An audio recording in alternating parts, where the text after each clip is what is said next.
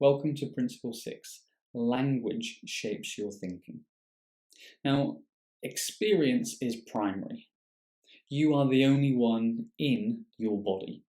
So experience is the most fundamental thing that we have in this world. Language, however, is the way that we communicate to ourselves, the way that we communicate to others, and the way that we share our experience.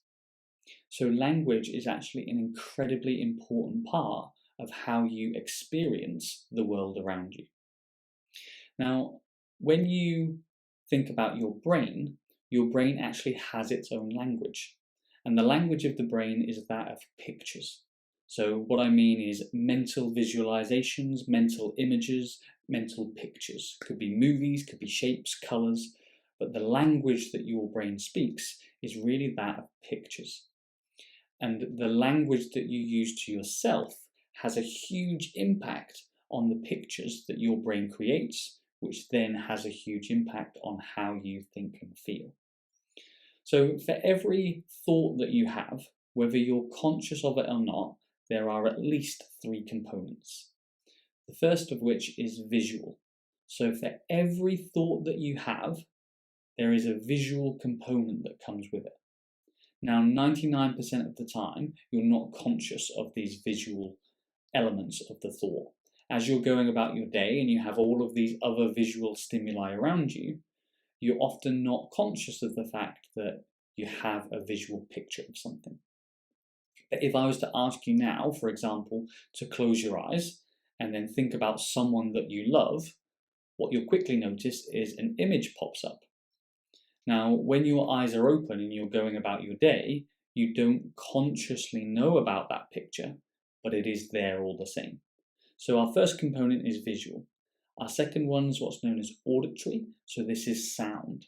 This could be the sound of your inner chatter, so the sound of the way that you speak to yourself, or it could be the sounds that come with the pictures you've created.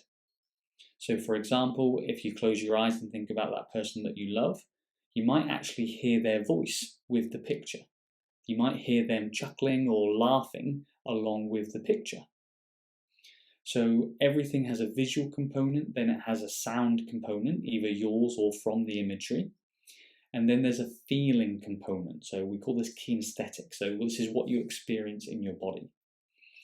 For some other thoughts, there'll also be a smell component and there'll also be a taste component, depending on sort of the context that you're in. So now we know that each of your thoughts, whether you're conscious of it or not, has these components. Now, the language that you use actually changes the way these settings are created. So if we think about a television set, we can think about the language you use as changing the contrast, changing the volume, changing the picture size, changing the focus.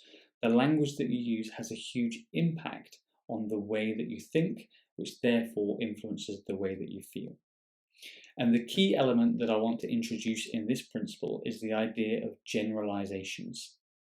Now, generalizations are easy to spot because they're words such as always, every, never, nothing, no one.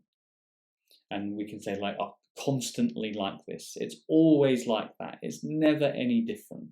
Every time it's like this. So if we take one statement, I'm always anxious. Now, on the surface, that seems relatively harmless. But if we unpack it, actually, we can see it's incredibly detrimental to your overall mental fitness. So when you say, I'm always anxious, what you're saying is that is 100% of the time. That is your whole experience, and it's absolute.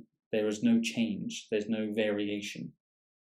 So then when we think about the pictures that your brain creates, when you get a picture of you being always anxious, then you immediately delete and completely ignore all of the other moments where you're not, and you pay full attention to the pictures where you're always anxious. And that gets you into a panicky state because you've got no flexibility, you've got no possibilities, you've got no variation, you're stuck. So just that one sentence, I'm always anxious, has a huge impact on the pictures that you create and the way that you feel. The phrase always, for example, also suggests that it's permanent. So it suggests that it's not going to change. And if you're in a situation that you don't like and you have no possibility for change, then that's a very quick recipe to feel hopeless and to feel helpless. So immediately you start to feel low, you start to feel depressed because you've got no hope of actually changing it. And there's so much in these little language pieces, but for now I want you to become really sharply focused on paying attention to your language. And anytime you hear a generalization, so anytime you just pop one out, and we all do it from time to time, I want you to challenge it. Look for times, experiences, moments where that does not apply, so you can actually break the distortion that you're having and actually get back to the way things actually are.